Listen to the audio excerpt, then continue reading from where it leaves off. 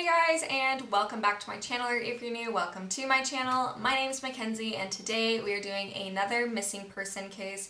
Today's case is going to be on Jeanette Corpuz, and she went missing from Reno, Nevada in early 2003. Jeanette's case is really upsetting for me, and you'll hear a lot more about that at the end, so please stay till the end to understand why this case hits me so hard. But if you guys don't know anything about Jeanette, please go ahead and listen, because she's not talked about on any news station, never was. There's no articles on her really, so nobody talks about her. She's deemed less important, which is heartbreaking, and like I said, we'll talk more about that at the end. But if you guys liked today's video, make sure you guys go ahead and give the video a big thumbs up, and while you're down there, make sure you guys go ahead and subscribe to my channel. I upload true crime stuff on Thursdays and beauty stuff on Tuesdays and Saturdays, but without further ado, let's get into it.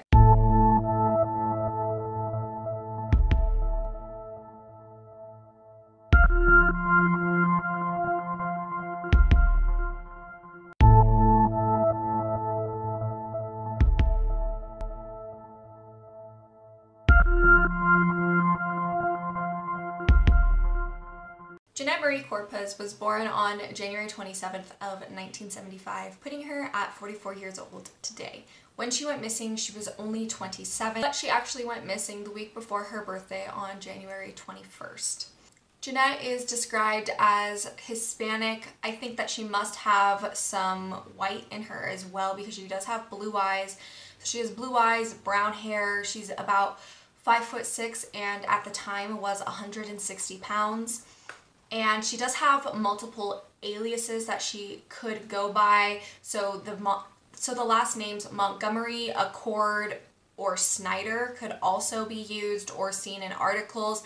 Also, articles have spelled her name differently. So Jeanette is what I've seen most consistently and on the Reno RPD website. And then some places also say her middle name is Maria, and some places say it's Marie.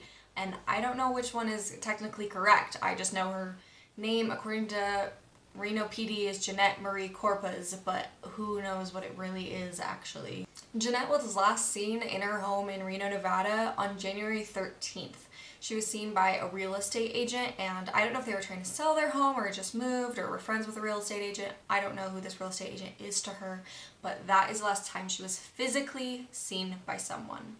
But the last time she was heard from is January 21st, the day we say that she went missing, and she was on the phone with her ex-husband, whom she shares a young son with, and he says he has no reason to believe that it wasn't Jeanette, that the way she talked or sounded or everything, it was nothing weird. It was just they were talking about their son or plans or something like that, and he didn't really think anything of it.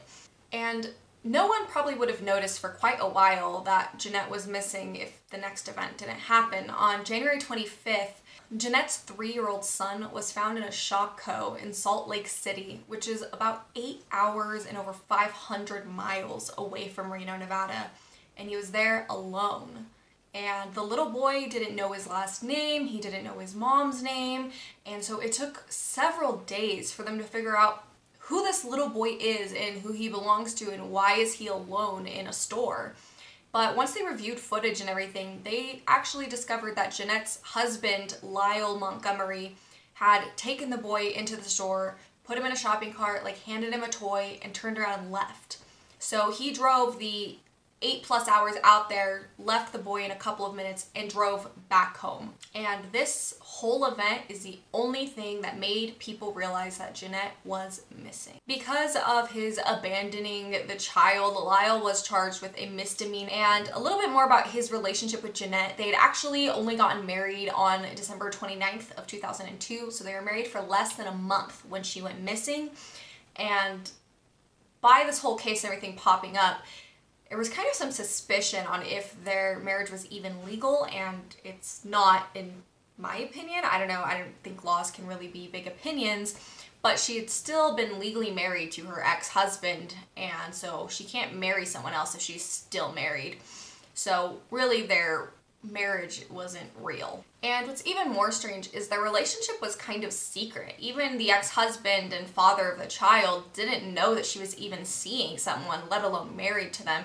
She had expressed to him that her and their son were living with a friend of hers, and that it wasn't it wasn't a relationship. You know, he didn't know this guy, he had never heard of this guy or seen him or anything like that. So that was very weird to keep that kind of thing. I would definitely want to know who my child was living with. And the relationship was also pretty violent. Jeanette actually formally accused Lyle of domestic abuse in October of 2002, and what came of that is that he had actually stabbed her in the hand.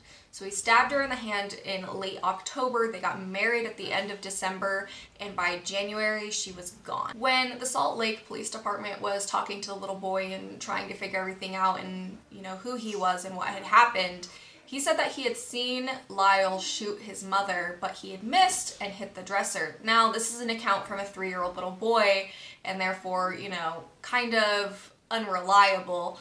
When police were in the home and searching it, they discovered lots of guns, knives, ammo boxes, things like that, which isn't strange by any means. You know, we do live in Nevada, it's the West, and that's pretty common for people to have guns and everything out here, and would it lead me to automatically suspect that he killed her or anything like that, but what else they found does make me think so.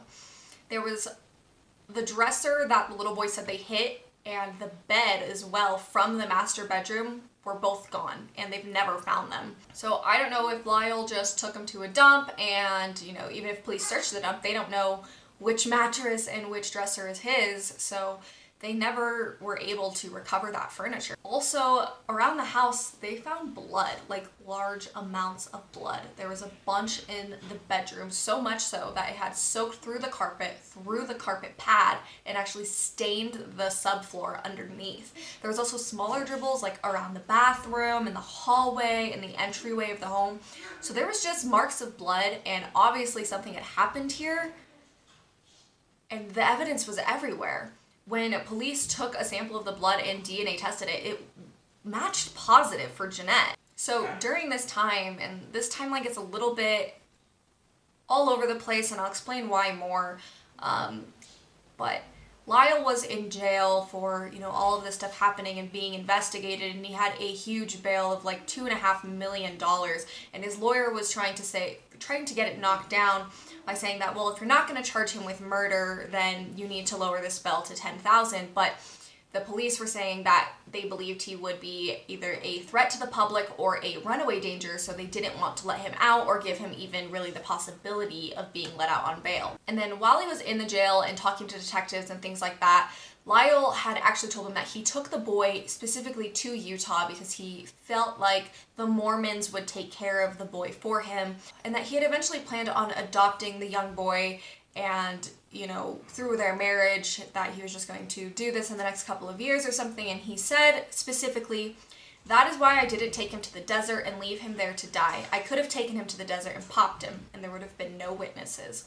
That's a really weird thing to say, my opinion, but I think he's just trying to more or less justify leaving the boy alone in a completely different state. Lyle also told detectives that he took Jeanette to Boomtown, which is like this big casino, gaming kind of thing up in the north part of Reno here, and put her in a semi-trailer and told her to go away, and said that, oh, well, she abandoned her son and I didn't know what to do with him, which is why I took him to Utah.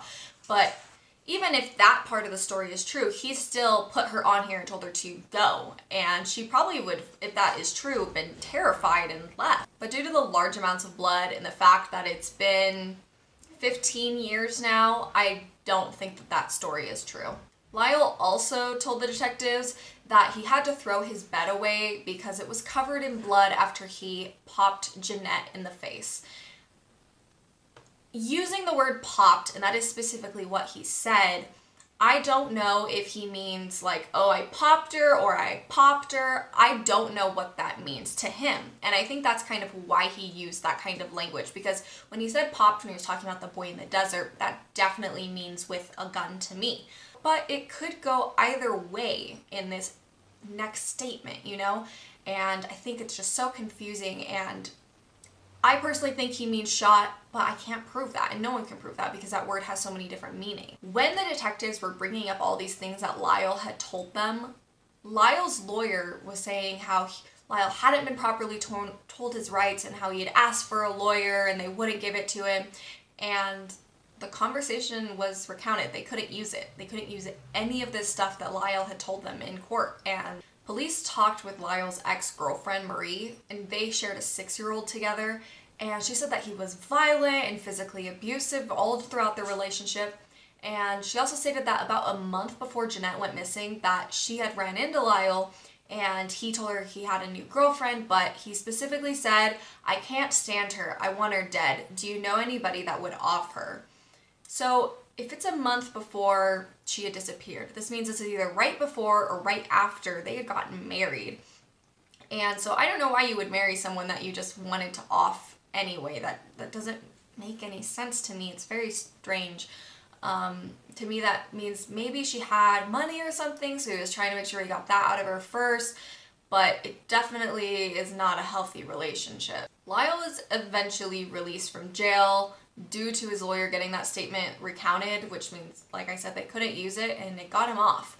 And after getting released, Lyle had attempted suicide with an overdose of drugs and alcohol, and he was sent to a psychiatric hospital to be treated for this. But on April 8th, after midnight, and he had been released from this hospital, he shot himself and died.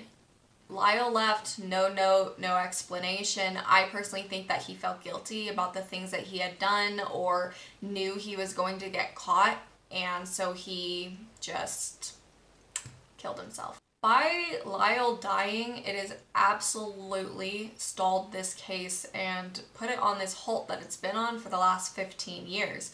They can't, really question anybody because the boy was 3 and, Lyle's the only one who would really know something unless somebody happened to see it.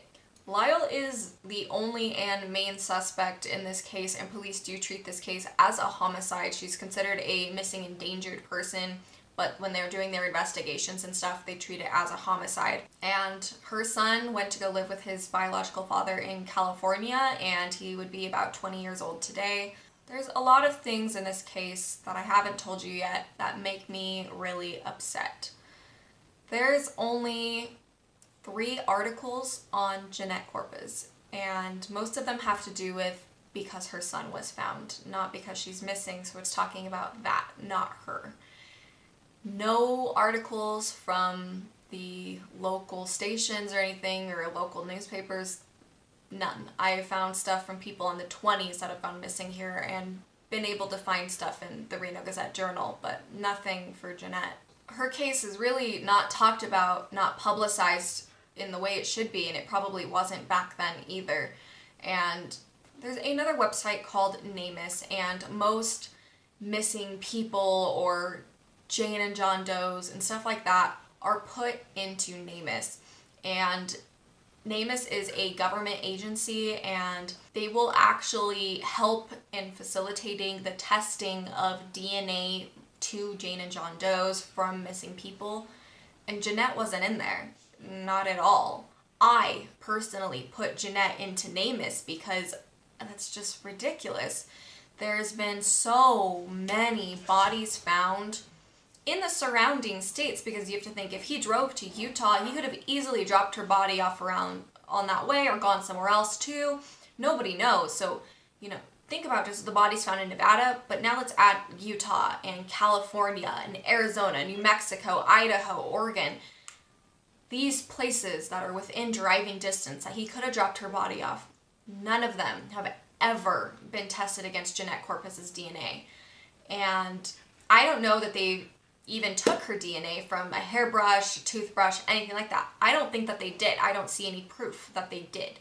But they could take her son's DNA and take that for a test for Jeanette, and that's not happening, and I don't know why that's not happening. I can't find anything about parents or siblings or anything like that in the couple of articles that there is. There's no group for her on Facebook of bring her home, she's missing, spread awareness. There's none of that for Jeanette, and that is heartbreaking. You see such big explosions over so many people going missing nowadays thanks to social media, and that's so freaking awesome.